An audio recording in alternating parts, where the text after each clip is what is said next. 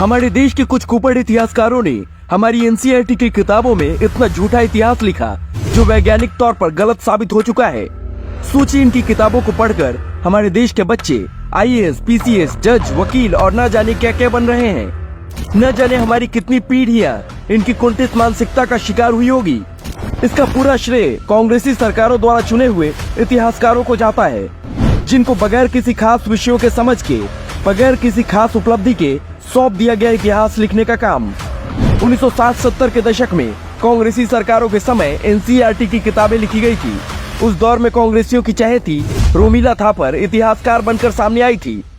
कांग्रेसी सरकारों के समय एनसीईआरटी की किताबों में इनके लिखे इतिहास का बोलबाला होता था। इन्होंने कैसे भारत के सनातन इतिहास को तहस नहस करने की साजिश की थी, कहानी सुनेंगे तो रोंगटे खड़े हो जाएंगे।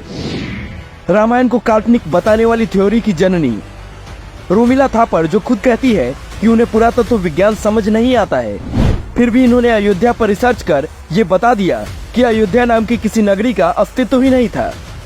साल 1966 में रोमिला थापर ने अपनी पुस्तक में लिखा कि राम एक काल्पनिक तथा गैर ऐतिहासिक व्यक्ति थे।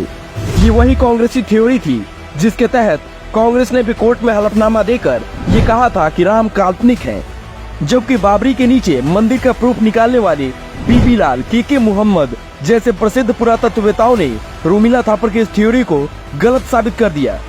फिर इन जैसे फर्जी थ्योरी लाने वाले लोगों को कैसे कांग्रेसी सरकारों ने इतिहास लिखने का काम सौंप दिया। ऐसे इतिहासकार नेहरू गांधी कांग्रेस सरकारों के पेरोल पर थे। कितनी शर्म की बात है। आक्रमणी मुगलों का महिमा मंडन। रोमिला थापर ने अपनी किताब सोमनाथा में लिखा है कि गजनवी ने सोमनाथ मंदिर पर अटैक नहीं किया था, जबकि रोमिला थापर की इस थ्योरी को कई इतिहासकार गलत साबित कर चुके हैं। फिर भी इन्होंने अपनी किताबों में सिर्फ गजनवी ही नहीं, कई और मुगल आक्रमणकारियों का महिमा मंडन किया है। आर्यन इन्वेजन की फर्जी थ्योरी। रोमिला थापर खुद कहती है कि उन्हें संस्कृत नहीं आती, जबकि उस समय के लिखे खतों की रिसर्च करने के लिए संस्कृत का ज्ञान होना बेहद जरूरी है। फिर रोमिला थापर ने उन आर्यों के इतिहास के बारे में रिसर्च कैसे किया जिनकी भाषा ही संस्कृत थी। रोमिला थापर के अनुसार आर्यंस बाहर से आए थे, अपनी कुंठित विचारधारा को द्रविडियन पर थोप दिया, सिर्फ और सिर्फ नॉर्थ साउथ को बांटने के लिए। जबकि इनकी ये थ्योरी भी डीएनए एविडेंस के हिसाब से और तो और आईआईटी खड़गपुर के वैज्ञानिक, विदेशी रिसर्च पेपर, यहाँ तक कि प्रसिद्ध पुरातत्ववेताओं की तरफ से भी गलत साबित हो चुकी है।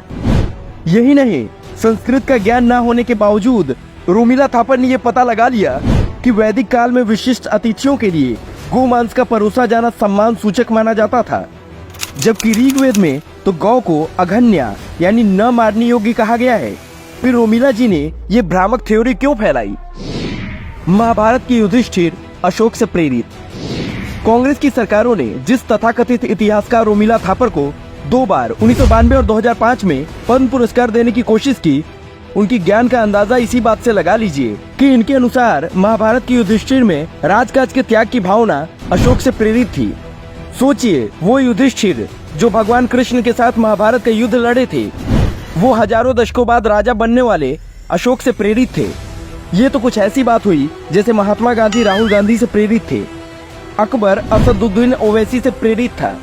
कितना शर्मनाक है कि इन जैसे कुपड़ इतिहासकारों द्वारा लिखी गई किताबों को पढ़कर हमारे देश के बच्चे आईएएस, पीसीएस, जज, वकील और न जाने क्या क्या बन रहे हैं। क्या अब तक वो इनकी कुंठित मानसिकता का शिकार नहीं हुए होंगे?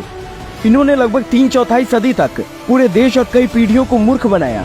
इनके जैसे लोगों को हमारे इतिहास का अपहरण करने, हमारी संस्कृति को नष्ट करने के लिए और गजनी, खिलजी, बाबर जैसे मुगल आक्रमणकारियों का महिमा मंडन करने के लिए दशकों तक सरकारी समर्थन मिला। उन मुगलों के महिमा मंडन के लिए जिन्होंने हमारे मंदिरों को नष्ट कर दिया। सोचिए, जिस इंसान को हमारी संस्कृति का ज्ञान न हो, जिसने कोई वैज्ञानिक रिसर्च नहीं किया हो, जिसको पुरातत्व विज्ञान का ज्ञान न हो, उसने इतिहास की किताबें लिखी। उसने हमारे इतिहास को किस तरह से अलग ही दिशा में मोड़ दिया बगैर किसी प्रूफ के। इन्होंने इतना जहर भर दिया कि एक हिंदू विरोधी विचारधारा को जन्म दे दिया।